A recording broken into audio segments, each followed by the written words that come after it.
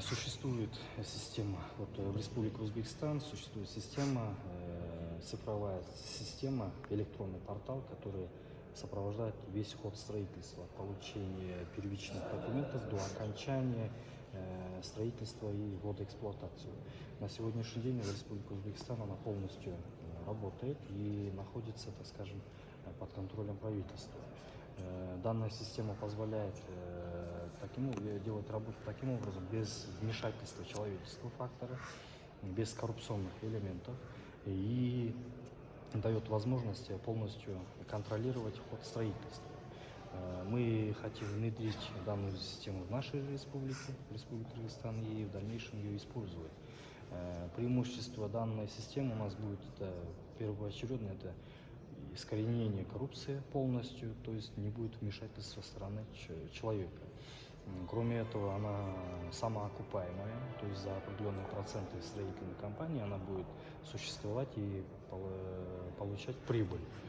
На сегодняшний день, по нашей информации, данная система была построена за 50 миллионов долларов 2 года назад в Республике Узбекистан, и мы на сегодняшний день предварительно договорились о закупке данной системы в Республике Узбекистан за 2 миллиона долларов.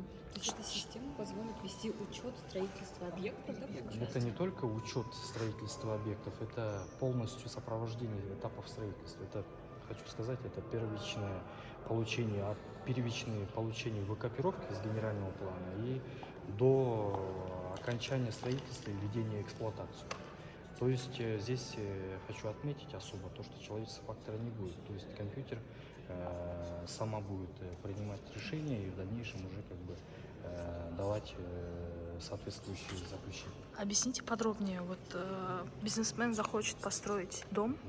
Что это будет? Ну, то есть этапы, как это будет? На сегодняшний день, вот на примере расскажу, то есть в краткости, это каким образом происходит. На сегодняшний день у нас в Кыргызстане человек, заказчик, то есть строительная компания приходит в архитектуру, он соответствующим заявлением получает выкопировку, либо проводит, так скажем,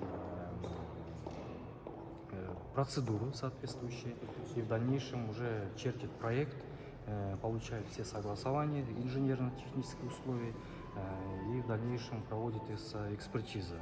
И потом садится в реестр строящихся объектов, и по окончании строительства вводится эксплуатацию. Это все вручную делается на сегодняшний день.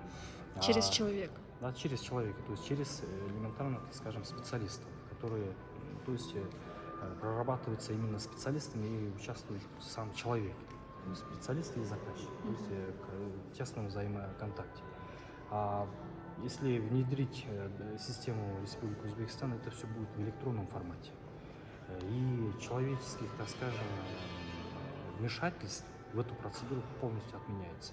То есть это все будет делаться через интернет, и заказчик не будет видеть того или иного специалиста, с которым можно будет договориться. Это раз. И во-вторых, эта система позволяет давать те необходимые разрешительные меры по ведению данного этапа, так скажем, получения разрешительных документов. И система она самостоятельно требует те или иные нормативные акты, либо, так скажем, технические условия. И здесь абсолютно полностью выводится человеческий фактор. И в дальнейшем мы хотим эту систему у себя же внедрить, и чтобы она работала. А недорого ли это стоит? Обойдется? Нет, это недорого. Мы данный вопрос несколько раз прорабатывали до этого и остановились на узбекском варианте, так как она самая более эффективная и самая, так скажем, многосторонняя.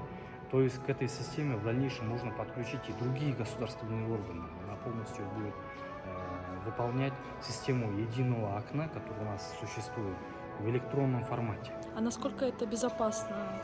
Это абсолютно безопасно, я считаю, так как при строительстве объектов у нас секретных каких-либо документов не существует практически, кроме объектов национального характера, либо, так скажем, стратегических объектов.